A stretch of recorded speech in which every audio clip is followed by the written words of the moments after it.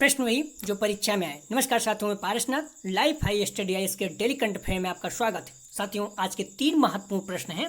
पहला, भारत ने हाल ही में किस देश में हाउसिंग यूनिट्स यानी आवास इकाइयों के लिए ऋण समझौते पर हस्ताक्षर किए हैं। दूसरा, भारत ने हाल ही में किस खतरनाक रसायन के भंडारण के नियमों में ढील दी है। तीसरा, चर्चा में रहा VIPR मिशन किस स्पेस एजेंसी से संबंधित है।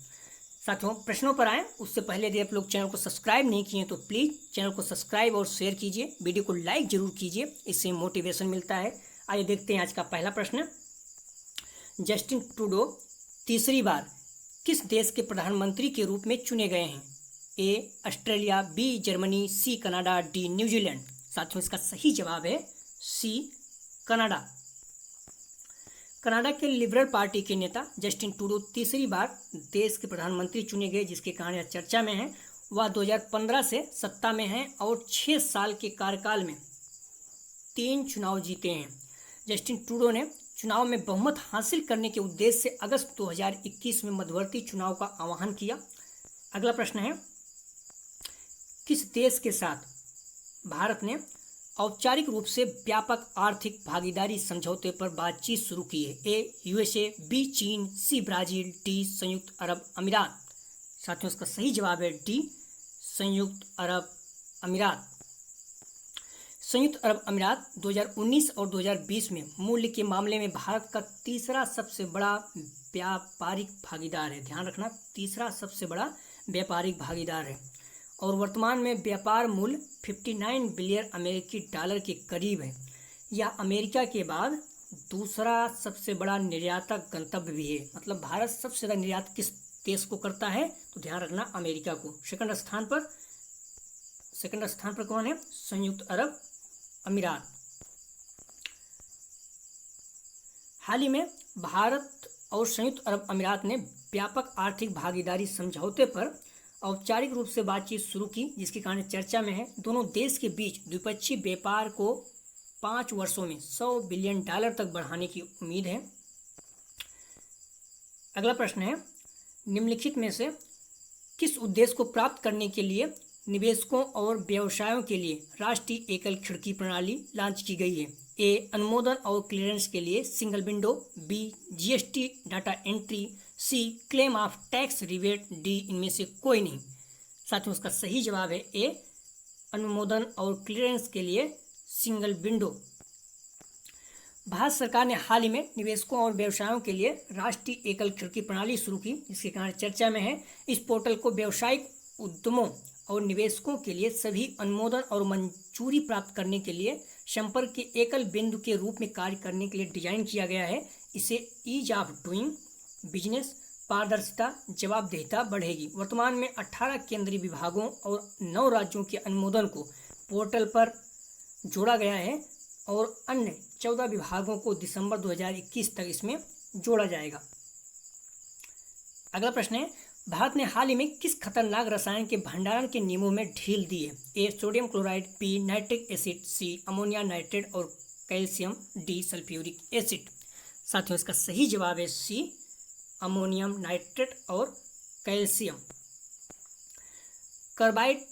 कार्बाइड उद्योग और आंतरिक व्यापार संवर्धन विभाग भारत सरकार ने बेहतर सुरक्षा के लिए अमोनियम नाइट्रेट और कैल्शियम कार्बाइड के भंडारण और संचालन से संबंधित नियमों को संशोधन और आसान किया है, जिसके कारण यह चर्चा में है। अगला प्रश्न है, किस बैंक ने वित्त वर्ष 2026 तक सतत वित्त पोषण के लिए भारत में 30,000 करोड़ रुपए का ऋण देने का वादा किया है। A SBI, B union bank of India, C ICICI bank, D axis bank. साथियों, इसका सही जवाब है D एक्सिस बैंक। भारत के प्रमुख निजी क्षेत्र के बैंक एक्सिस बैंक ने वित्तीय वर्ष 2025-26 तक सतत वित्त पोषण के लिए 30,000 करोड़ रुपए की राशि देने का वादा किया, जो कि सतत विकास लक्ष्यों के अनुरूप है। इसके कारण चर्चा में है। इस प्रतिबद्धता का उद्देश्य भारत को 2030 तक सतत विकास लक्ष्यों तक पहुंचने में सहायता करना है। बैंक का उद्देश्य सतत विकास परियोजनाओं को थोक ऋण देना है, जिसका सकारात्मक सामाजिक और पर्यावरणीय प्रभाव होगा। अगला प्रश्न है, हाल ही में चर्चा में रहे कौन शंघाई सहयोग संगठन के सदस्य देश हैं? पहला भारत, दूसरा कजाकिस्तान, तीसरा चीन, चौथा किर्गिस्तान, पांचवा तजाकिस्तान। निम्नलिखित विकल्पों को उपयुक्त विकल्प चुनिए। ए केवल 1, 2 और 3, बी केवल 1, 2, 3 और 5, सी केवल 1, 3, 4 और 5, डी 1, 2, 3, 4 और 5। साथियों इसका सही जवाब है डी 1, 2, 3, 4 और 5 अर्थात सभी। हाल ही में भारतीय सैन्य दल ने ओरेनबर्ग रूस में आयोजित एससीओ अभ्यास पीसफुल मिशन 2021 में भाग लिया। एससीओ में 8, ध्यान रखना, 8 सदस्य देश हैं। भारत, रूस, चीन, Pakistan, Kazakhstan, Kyrgyzstan, Tajikistan, Uzbekistan. Bharat जिस संगठन का सदस्य रहता है वो संगठन महत्वपूर्ण हो जाता है एग्जाम की दृष्टि से। अगला प्रश्न है, हाल ही में चर्चा में रहा VIPR मिशन किस स्पेस एजेंसी से संबंधित है? A NASA, B ISRO, C CNES, D European space agency. साथियों इसका सही जवाब है ए नासा।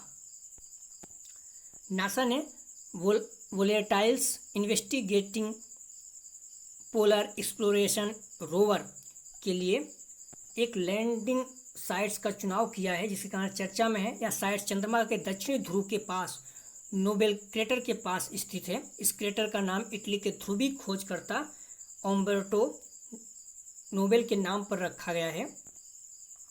जुलाई 2021 में नासा द्वारा घोषणा की गई कि 2023 में VIPR मिशन को लॉन्च करेगा।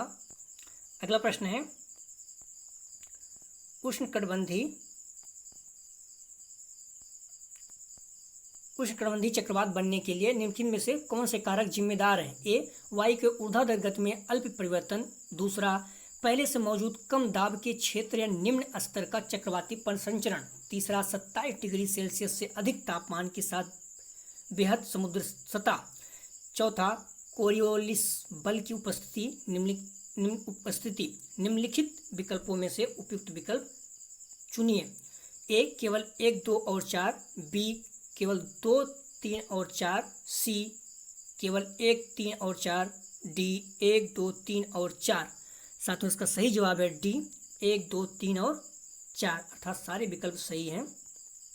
महत्वपूर्ण है, ज्योग्राफी का प्रश्न है, करंट में है, इसलिए भारतीय मौसम विभाग ने नए चक्रवाती तूफान का अलर्ट जारी किया है। इस तूफान को गुलाब नाम दिया गया है, ध्यान रखना, गुलाब नाम दिया गया है, जिसके कारण यह चर्चा में है। मौसम विभाग ने कहा है कि पूर्वोत्तर और उससे सटे पूर्व मध्य बंगाल की खाड़ी पर दबाव का क्षेत्र बना, जो जल्द ही चक्रवाती तूफान का रूप धारण कर लेगा।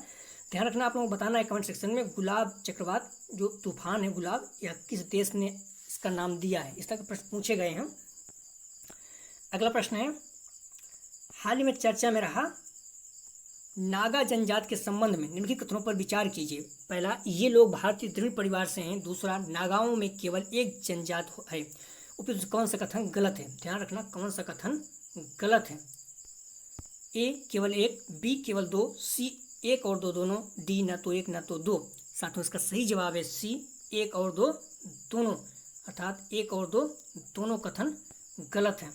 तमिलनाडु के राज्यपाल RN रवि ने हाल ही में नागा शांति वार्ता के मध्यस्थ पदों से अपना इस्तीफा दे दिया, जिसके कारण यह चर्चा में है।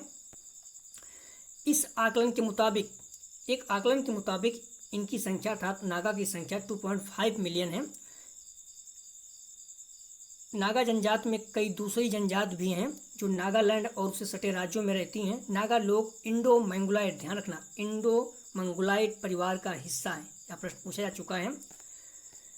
अगला प्रश्न है, भारत ने हाल ही में किस देश में हाउसिंग यूनिट्स यानी आवास इकाइयों के लिए ऋण समझौते पर हस्ताक्षर किए हैं? ए श्रीलंका, बी सेशल्स, सी मालदीव, डी कोमोरोस। साथियों इसका सही जवाब है सी मालदीव के साथ। मालदीव की एक कंपनी फाही धीरुलुहुन कॉरपोरेशन ने भारत के नेशनल बिल्डिंग कंस्ट्रक्शन कंपनी और JMC प्रोजेक्ट इंडिया लिमिटेड के साथ एक ऋण समझौते पर दस्तखत किए, जिसके कारण चर्चा में है। समझौते के तहत मालदीव के हुलहुलमाले द्वीप पर 4000 हाउसिंग यूनिट्स विकसित की जाएगी। अगला प्रश्न है, हाल ही में चर्चा में रहे अर्जुन MK1A युद्धक टैंक के संदर्भ में निम्नलिखित कथनों पर विचार कीजिए। पहला, इसका विकास और design combat vehicle research development establishment ने डीआरडीओ की प्रयोगशालाओं के साथ मिलकर किया है। दूसरा, यद्यपि मुख्य युद्धक टैंक का नया रूप काफ़ी बेहतर है, लेकिन इसमें MK1 के मुकाबले स्वदेशी विशेषताएं कम हैं। कौन सा कथन सही है? ए केवल एक, बी एक और दो दोनों, सी केवल दो, डी न तो एक न तो दो।